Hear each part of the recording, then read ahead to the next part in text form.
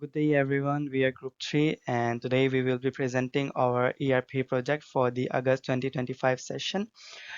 So, these are my group members Ghalia Shafiq Abu Aliz, Chen Junlong, and this is me, Harun Kadir. Let's head to the next slide. So, this is the agenda of our presentation. We will start with an introduction, followed by the core modules sales and distribution, purchases and inventory, manufacturing, and financial accounting. So after that, we will show the integration workflow, and finally, we will wrap up the conclusion and key lessons learned. So let's start with the introduction here. So this is the project overview. The aim of this project was to gain hands-on experience with Udo ERP. We simulated a manufacturing company which produces the safety helmets and safety gloves. Using Udo, we connect workflows across sales, purchases, manufacturing, and accounting. On top of that, we included a profit-driven challenge where we tested dynamic pricing, scenario simulations, and CVP analysis. The overall goal was to see how ERP can integrate different departments and support profit-based decision making. So let's head to the next slide. This is slide number 5, and this is the business scenario. So our business scenario was based on a manufacturing setup. Finished products included safety helmets and safety gloves, while raw materials such as helmet shells, foam liners, and fabric rolls and threads were managed through purchases and inventory. These raw materials were linked to bills of materials, which then allowed us to create manufacturing orders and track the production of finishing goods. So they gave us a practical view of how ERP handles real world manufacturing processes. So let's head to the next. Hello everyone, my name is Ghalia Abelez and today I'll be presenting my part of the sales and distribution and purchases and inventory and how they apply in our safety equipment manufacturing company. Okay, so before we begin with the actual processes of creating a sales order and manufacturing products, we first have to create a customer and a vendor in the system so that we have something to get back to, something that is interconnected in the system. So first we created the first vendor, which is called the Steel Pro Industries. It's located in Malaysia. It has an email example here, as well as the logo created. There is also a customer created down there, which is called the Stay Safe Sports Gears, which is also located in a different country, which is Singapore, as well as a different email. Now we filled each of these accounts with separate information so that we can have like reference and make it more natural as well. Okay, now this slide shows us the sales workflow. It first begins with creating a quotation, which is like a legally binding paper or document that is sent out to the customer by the vendor, which has all the information about the products, the offer they got, for example, what the pricing will be for each of the equipment or the products, the delivery due date, things such as what kind of quality or material they're looking for. Such things are all listed on a legally binding document and it's sent out to the customer. Now first we create a quotation, then after the quotation is created and the customer actually confirms it, which tells us that they are interested in the offer, then a sales order will be made. Then after the sales order will be made, the delivery confirmation is also needed for us to have an invoice. Now an invoice is generated for the customer so that we can keep going with the financial aspect of the whole process. Now the very last process is the payment.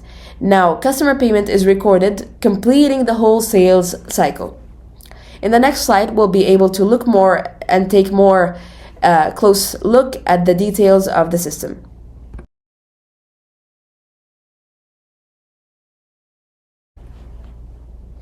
Okay, so here we can see all the details of the system.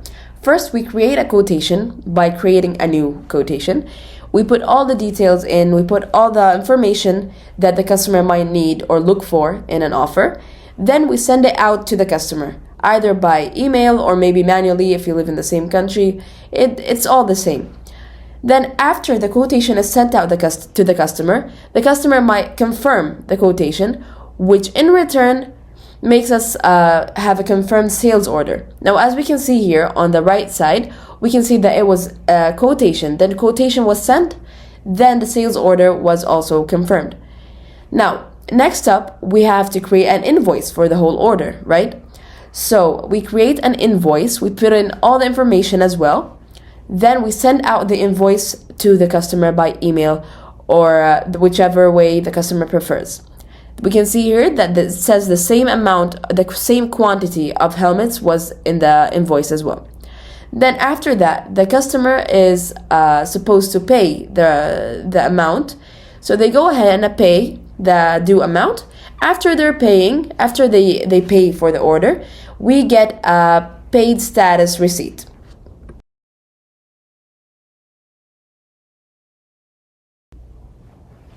Okay, so we talked about sales orders. Now it's time to talk about what would happen if a company has low stock or low inventory in the whole company. Now the company is supposed to send out a request to the vendor to supply more of the stock. Now this whole process is called the purchase order workflow. The purchase order workflow starts off with first requesting for a quotation, unlike the sales order one, which is just creating a quotation process. Now for the request for a quotation, an official document is sent out to the vendors from the buyer, which is the company in this case, to request product prices, information about the products, and things like the materials, due dates, if they're able to supply them with the materials or no. Now, after the request for quotation is accepted, right, it's confirmed from the vendor, a purchase order would be made. Now, once the purchase order is actually confirmed, the RFQ, which is the request for quotation, turns into an actual purchase order. Now, after this process of creating a purchase order, we are supposed to create receipts. Receipts are made so that we can see that goods are received in the warehouse and that stocks levels are updated as well. Now, after this entire process is ended, we're supposed to create a vendor bill, which is a bill generated for the purchase and payment processes. Now, let's take a look in the next slide at all the details in the system.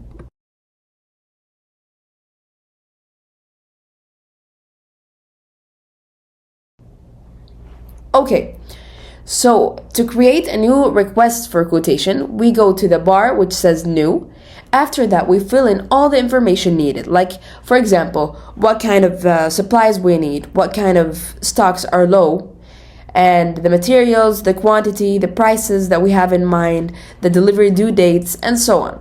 Now, we send this out to the vendor, and if they confirm it, a purchase order would be made.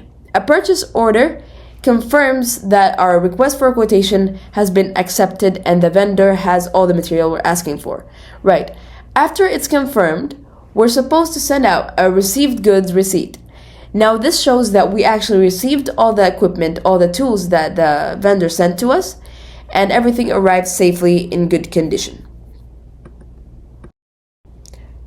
Now to wrap up our purchase order workflow, it ends with a delivery slip first to show that we indeed have received all the equipment, all the products.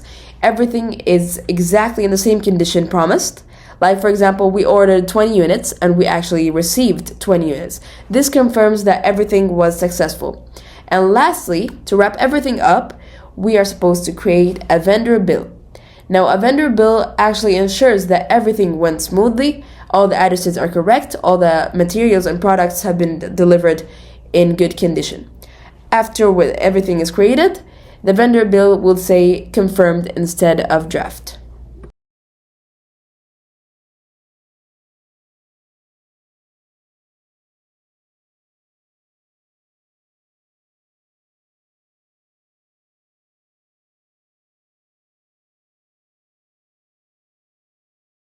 Hi, I am Chen Jungyong. My student ID is I24026578. And I will present the manufacturing modules. Manufacturing modules is the heart of the productions. It transforms raw material into finished goods. In Odoo, this process begins with the bill of materials, which define what components are needed to make one unit of product. For example, each safety helmet requires one shell and one liner, while each safety glove requires fabric and thread. By configuring these BOMs, the